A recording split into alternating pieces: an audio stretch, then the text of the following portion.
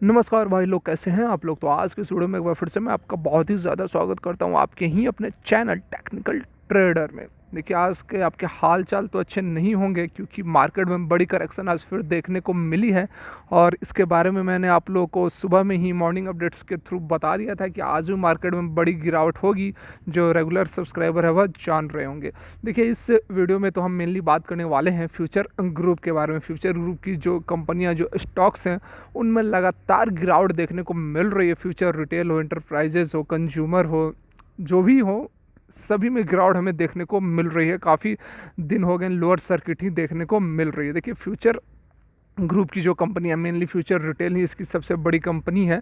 तो देखिए, future retail के बारे में मैंने आपको बहुत पहले से ही, मेरा जो फंडा है वह क्लियर है। जो 2 दिन अपर सर्किट लगी थी, जब डील हुई थी उसके बाद गिरावट आई थी, उसके कुछ दिन के बाद 2 दिन अपर सर्किट लगी थी, गुरुवार और शुक्रवार को। उसके बाद फिर से जो गिरावट बनी है, लगभग 106 का हाई बनाया था, उसके बाद फिर से इसने लो बनाना शुरू किया और अभी तो 80-82 रुपये पर चल रही है। तो मैंने उसी समय जब 2 दिन के अपर सर्किट के बाद से जब हल्की हल्की गिरावट होनी शुरू हुई थी, उसी समय से मेरा जो है इसको लेकर, फ्यूचर ग्रुप को लेकर, फ्यूचर रिटेल को लेकर जो मेरा फंडा है वह बिल्कुल क्लियर है। मैंने हमेशा से बोला है कि अभी इस स्टॉक में आपको कमजोरी देखने को मिलेगी। वैसी कोई बात नहीं है कि मैं समय समय पर अपने बात को बदलते रहता हूं। जो सब्सक्राइबर हैं, जो रेगुलर व्यूअर्स हैं, वह जान रहे हैं। क्योंकि उसी समय यह न्यूज़ आ गई थी कि जो हेरिटेज फूड्स है वह अपने 1.78 करोड़ शेयर जो है बेचने वाली है, अपने स्टेक को फ्यूचर रिटेल से निकालने वाली है। तो यह उसी समय की बात है जब 106 पर यह ट्रेड कर रही थी। 106 पर जो ट्रेड कर रही थी, उसके बाद से फिर इसमें धीरे धीरे गिरावट आनी शुरू हुई और अब तो लोअर सर्किट ही लग रही है। तो देखिए, एक अप्रूवल की जो इसमें मैंने बात की है, उस अप्रूवल के बारे में मैंने आप लोगों को पहले भी बताया था। लगभग जब ठीक ठाक तेज़ी चल रही थी, ठीक ठाक तेज़ी थी मतलब कि 106, 105, इस तरह 104 के आसपास जब चल रही थी, इसकी फ्यूचर रिटेल की मैं बात कर रहा हूँ, उस समय मैंने इस पर वीडियो बनाई थी और मैंने बताया था कि जब तक कि इसका अप्रूवल नहीं मिलता है तब तक थोड़ी बहुत इसमें परेशानी देखने को मिल सकती है, स्टॉक में थोड़ी प्रॉब्लम हमें देखने को मिल सकती है। लेकिन उस समय क्या था कि बहुत सारे जो सब्सक्राइबर थे या फिर वैसे जो व्यूवर्स थे, तो उस समय काफ़ी जो सब्सक्राइबर थे उनका यही कहना था कि नहीं, ऐसा नहीं हो सकता है, ये बेकार की बातें हैं। वीडियो को डिसलाइक भी किया जा रहा था। देखिए, यही बहुत बड़ी समस्या यह है कि जो भी खबर होती है, यदि आपने उसमें इन्वेस्ट किया हुआ और उसको लेकर यदि कुछ बुरी खबर आई हो, तो उसके बारे में यदि वीडियो बनाकर बताई जाए तो आप लोग को अच्छी नहीं लगती, वीडियो को डिसलाइक कर दो। लेकिन डिसलाइक करने से वह फैक्ट थोड़ी बदल जाएगा। अभी जो आप लोग को लॉस हो रहा है, जो स्टॉक का वैल्यू नीचे जा रही है, क्या आप डिसलाइक कर देने से तेज़ी आ जाएगी स्टॉक में?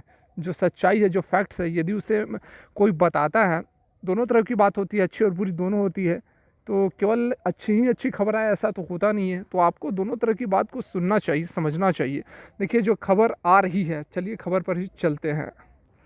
तो यहाँ पर आप देख सकते हैं बिजनेस लाइन के ऊपर हम आ गए हैं और जो खबर निकल कर आ रही है, इसी से रिलेटेड ये जो मैंने बात बताई है तेज़ी को लेकर, इसी खबर में इसकी तेज़ी भी छुपी हुई है। यहाँ पर देख सकते हैं आप खबर, despite RIL deal, banks in no mood to fund Future Group. देखिए, यहाँ पर रिलायंस इंडस्ट्रीज़ ने इसके स्टेक को ख़रीदा है, बिजनेसेस को ख़रीदा है, लेकिन उसके बावजूद भी जो बैंक है अब फर्दर लोन नहीं दे रही है। रिलायंस से मतलब फ्यूचर ग्रुप की जो कंपनियां हैं उनको अब लोन नहीं दे रही है। देखिए, यहाँ पर यह भी एक चिंता की बात है। रिलायंस के साथ डील तो हो गई, लेकिन उसके बावजूद यहाँ पर कॉन्फिडेंस नहीं दिख रही है इवन बैंकों में, क्योंकि बैंक फर्दर लोन दे नहीं रहे हैं किशोर बियानी के जो भी कंपनियां हैं उन्हें। यहाँ पर देख सकते हैं, यहाँ पर जो बताया गया है कि डील होने के बावजूद भी जो बैंक्स हैं वह इन्हें लोन नहीं दे रही हैं। 29 अगस्त के बाद से यदि बात की जाए तो चार बार वो अपने लोन के ऊपर डिफ़ॉल्ट हो चुके हैं। मतलब कि किशोर बियानी को जो पहले से लोन दिया गया था उसके पेमेंट के लिए या फिर EMI या फिर इंटरेस्ट का पेमेंट नहीं किया है उन्होंने। चार बार डिफ़ॉल्ट हो गए हैं। आगे यहाँ पर बात कही गई है।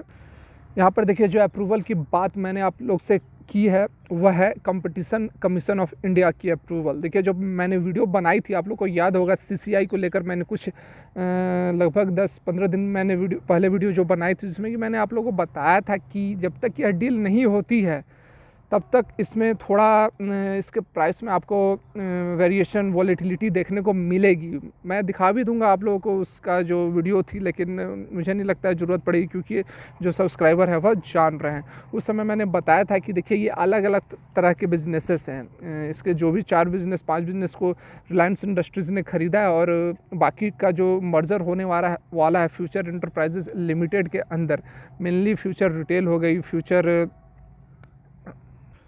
बाकी जो हैं फ्यूचर रिटेल हैं, फ्यूचर वेयर हाउस हैं, फ्यूचर कंज्यूमर हैं। तो सारी जो कंपनियां, जो सारे बिजनेसेस, इनका मर्जर होने वाला है फ्यूचर इंटरप्राइजेस लिमिटेड के अंदर। तो मैंने उस समय बताया था कि ये जो इनके बिजनेसेस हैं वो अलग अलग तरह के बिजनेस हैं, और इसका मर्जर होना, इससे पहले इस तरह का मर्जर हुआ नहीं है, तो थोड़ा समय लग सकता है, थोड़ी डिले हो सकती है। उसमें मैंने यह भी बताया था कि ऐसा नहीं है कि अप्रूवल जो CII है, कंपटीशन कमीशन ऑफ इंडिया है, वह अप्रूवल नहीं देगी। मैंने ये ऐसा भी बिल्कुल नहीं कहा था कि अप्रूवल नहीं देगी, थोड़ी इसमें डिले हो सकती है, और जिसके कारण कि इसके स्टॉक में भी हमें वॉलेटिलिटी देखने को मिल सकती है। मैंने ऐसा बिल्कुल यही बातें आप लोग को बताई थी, और यहाँ पर आप एक बार फिर से देख सकते हैं कि जो बातें थी वह सही साबित होते हुए यहाँ पर दिख रही है।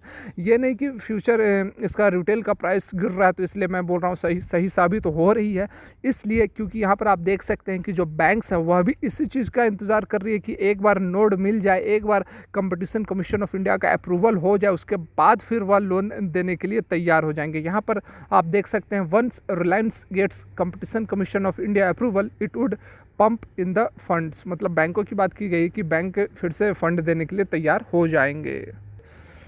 जब तक लोन मोरेटोरियम चल रही थी तब तक तो किशोर बियानी किसी तरह लोन लेकर अपनी कामकाज को चला रहे थे, मैनेज कर रहे थे। यहाँ पर आप देख सकते हैं कि 170 करोड़ का लोन लिया था अंडर कॉमन कोविड-19 इमरजेंसी क्रेडिट लाइन स्कीम। बहुत सारे बैंकों से इस स्कीम के अंडर 170 करोड़ का लोन लिया था, अप्रैल से लेते आ रहे थे। लेकिन उसके बाद जब यह मोरेटोरियम ख़त्म हुई 31 अगस्त को, तो उसके बाद जो फंड की जो क्राइसिस थी वह किशोर बियानी को के सामने आने लगी, और वो परेशान हुए कि किसी तरह फंड की और भी व्यवस्था करनी पड़ेगी। और उसी का कारण था कि आपको रिलायंस इंडस्ट्रीज़ को अपने बिजनेसेस को बेचना पड़ा। लेकिन यहाँ पर केवल बिजनेस को बेच देने से, केवल डील साइन हो जाने से यहाँ पर समस्या समाप्त होती हुई नहीं दिख रही है। जब तक प्रैक्टिकली पूरी डील हो नहीं जाती तब तक ना ही बैंक कोई फर्दर लोन देने वाली है, ना ही यहाँ पर इन्वेस्टर्स को भी लग रहा है, जो बिग इन्वेस्टर्स है, क्योंकि रिटेल इन्वेस्टर्स के बस में तो अब है नहीं, क्योंकि रिटेल इन्वेस्टर्स तो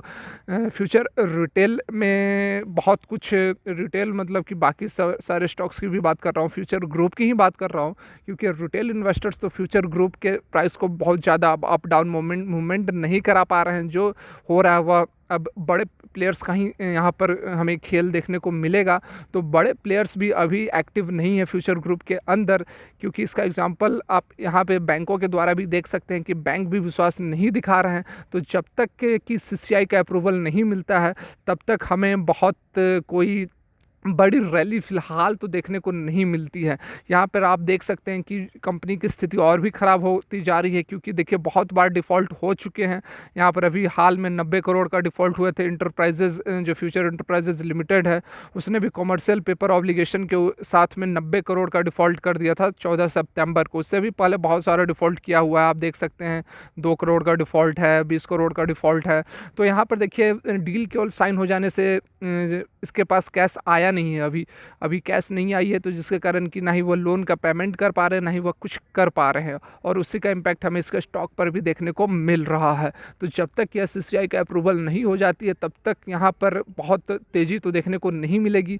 यहाँ पर अभी रास्ता जो है आने वाले समय में थोड़ा और यहाँ पर ख़राब हो सकता है फ्यूचर ग्रुप के लिए। जो गिरावट हमें अभी देखने को मिल रही है और वह और भी आगे बढ़ सकती है। तो देखिए यह थी मेरी आज की वीडियो। यदि आपका कोई सुझाव, कोई कमेंट हो तो कमेंट करें, मैं बिल्कुल प्रयास करूंगा कि आपके जो भी कमेंट्स हैं, जो भी आपके डाउट्स हैं उसको क्लियर करने की। वीडियो देखने के लिए बहुत बहुत धन्यवाद। भगवान करे आपका दिन अच्छा रहे।